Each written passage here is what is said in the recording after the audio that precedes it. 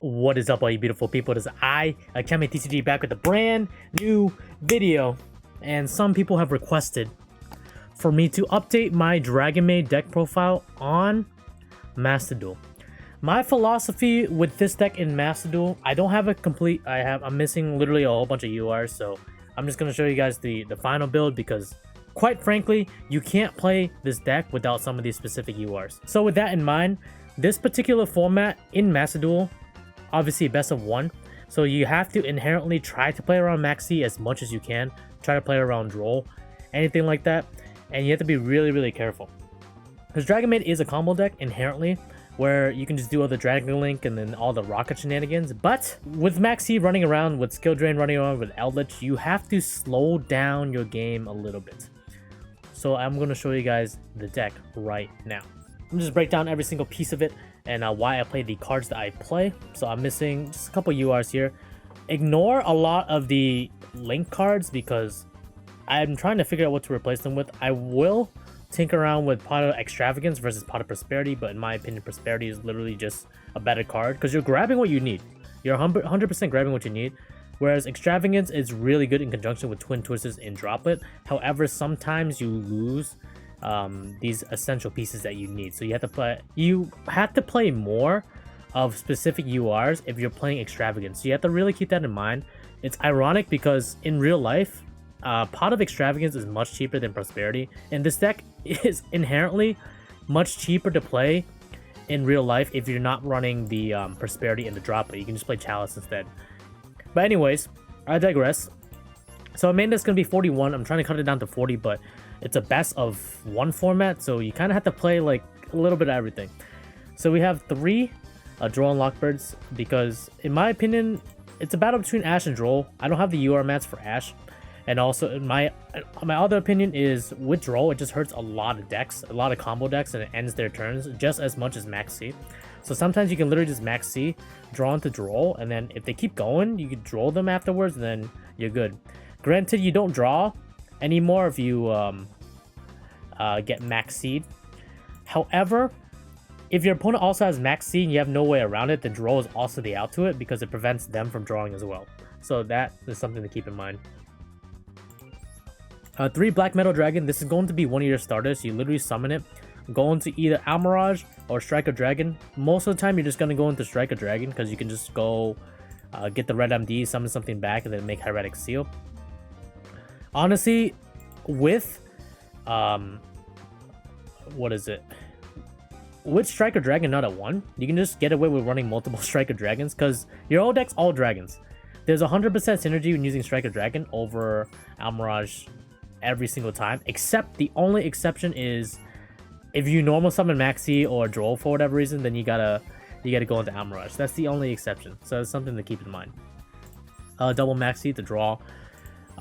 1 Nurse Dragonmaid, you only really want to play 1. This just revives your other Dragonmaids that are already dead. So you kind of don't want to open it unless you open it with Hospitality, then it makes a lot of sense. 3 Kitchen. You could get away with playing 2, but I just prefer her at 3. I want to see every Dragonmaid name as much as I can. The more names, the better. Besides Laundry. Laundry, you never want to see that card.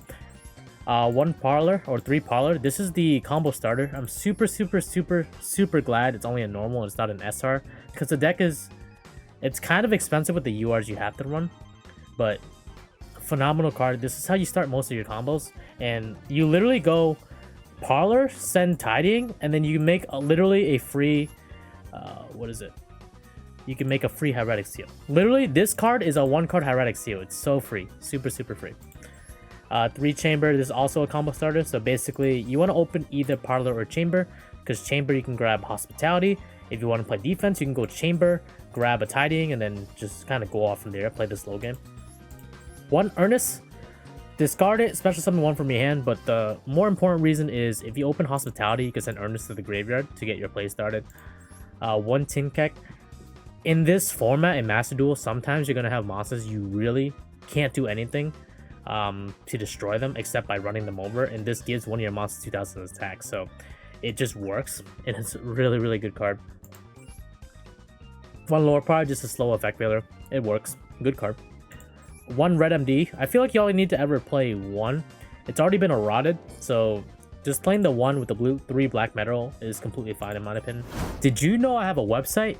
Visit AkemiTCG.com to get your limited edition Rika Fairy merchandise today.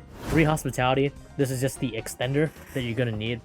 If you get rid of your kitchen, parlor, chamber, whatever, this literally is both a Monster Reborn plus a Foolish Burial in one card. Except for chamber, because we don't have a Dark Dragonmaid. It only works with the other color Dragonmaids that you have. So hospitality is just a really good card in general. One changeover, you can play 2 if you like, but I kind of just want to search it. If your opponent DD Crows it, then they're just really good at the game. But otherwise, you only want to see that 1 changeover. 2 Pot of Prosperity, just so you can dig for the cards you need. Sometimes you're not going to open, you know, Chamber or Parlor, so you just got to dig for those cards. 2 War Legacy Guard Dragons. I want to be honest, I might just swap these for Called By. Because there's going to be a lot of times where you're going to get Ashed or Veilered, so you can play either or. This is just the extender.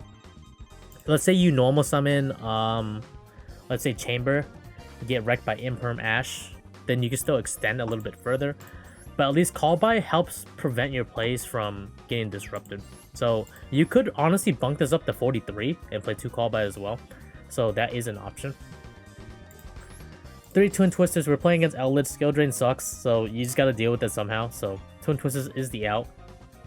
What I really like about Twin Twisters is this has synergy with Tidying. You can discard Tidying, and then you can reborn something with Tidying in the graveyard. So it's like a 1-2 punch. Same idea with Droplet. If your opponent makes a stupid board and you can't break it, the Droplet is literally your out to that card. So 3 Tidying, you have to play the 3 Tidying. It's compulse. It does way too many things, honestly, in one card, and I love it. 2 Ice Dragon's Prison. This deck has a terrible matchup against Eldritch, and you really have to clench really hard when you're playing against Eldritch, so Ice Dragon's Prison helps immensely. Also has a ton of application, so when you IDP one of their cards, you can just attack with it, you can link off with it. If it happens to be a dragon, then you're just really good. There's a lot of application with this card, and I really like it.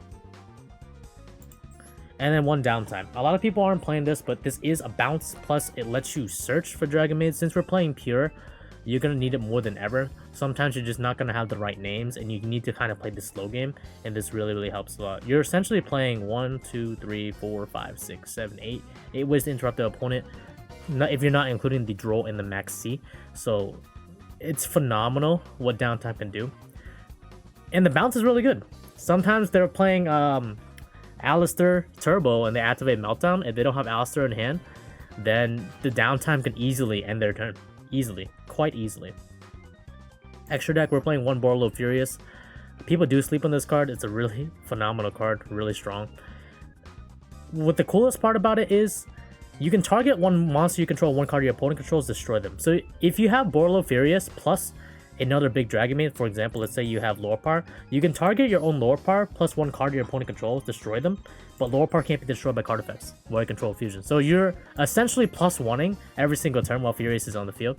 Plus, if it dies, you can banish it and target a link monster in your graveyard, a dark one, and special summon it. So you can target your Boro Sword for whatever reason. If you didn't kill them that turn, you can target that, get it back. This is a slow effect too, so you don't have to do it immediately.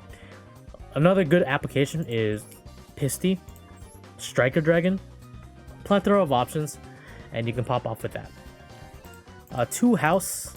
I like 2 House, 2 Show. You never really have to go into 3 Show. Some people play 1 Show, 2 House, but it's also really good prosperity fodder. But there has been times where my Show has gotten negated, like the summon literally got negated somehow, and there's no way for me to bring it back, so I need a second copy of Show. And it's very essential for the deck to run, so fundamentally, I think 2 and 2 is correct. Link Spider, just in case you get Nibiru'd and you have 1 more extender, you can still go off. Pisty works really well, obviously, with War Legacy Guard Dragon. You can move the Pisty around, and then you can do stuff with your banished cards or whatever, and stuff in the grave. Almirage, good protection, card protection. On Striker Dragon, we're not playing Boot Sector. The only reason why you're playing Striker is to get your small Dragon Maids to the grave, so you can revive them with Hospitality or War Legacy Guard Dragon, and then just make Seal. That's pretty much the main purpose of Striker Dragon. Nightmare Cerberus, pop something in the back, or pop something in the main monster zone. Pop something in the front with Phoenix, or I'm mixing these two up. Pop a card in the back row with Phoenix. Mixing these two up, guys. Geonator, you really don't have to play this. It swaps stuff around. I think it's really funny. And when it works, it works. Whatever two monsters it points to, you can swap control of them. Non-targeting, which is beautiful. Beautiful. And obviously one Boros Sword because you're going to end games. Anyways, if you guys have any questions with the deck profile, I will be trying to evolve it over time. I will be getting gameplay on this soon once I finish getting all the pieces. But I just wanted to show you guys what I've been working on for this. I know it's nothing crazy, nothing special, but this is just my opinion on how you play the decks during this format. Feel free to input your opinion down below. Any suggestions, any comments down below. If you like it, make sure to drop a like, comment, subscribe. I'll see you guys next time. Peace.